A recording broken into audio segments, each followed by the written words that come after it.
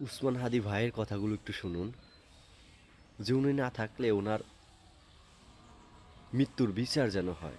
আমাদেরকে গুলি করার আগ পর্যন্ত কোনো কিছুটা আমাদের গায়ে লাগে না। যতক্ষণ না পর্যন্ত বুকে বা মাথায় গুলি চলবে ততক্ষণ পর্যন্ত আমরা কোনো স্ট্রাগল মনে করি না, এবং এক্সট্রা কোনো সিকিউরিটি লাগবে না।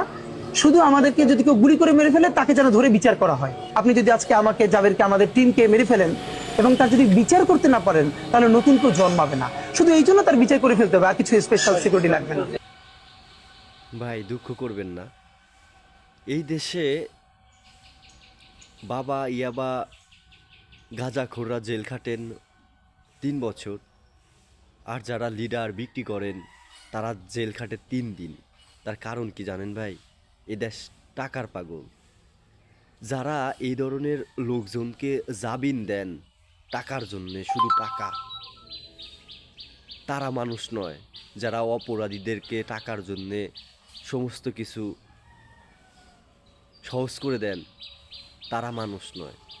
এ দেশের বিচার ব্যবস্থাটা অতি দ্রুত চেঞ্জ করতে হবে।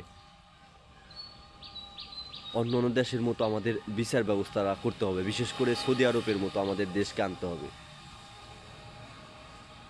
এই দেশে অপরাধ অনেকটাই কমে যাইতেন আর কি, যদি বিচার ব্যবস্থাটা পাল্টানো হইতো।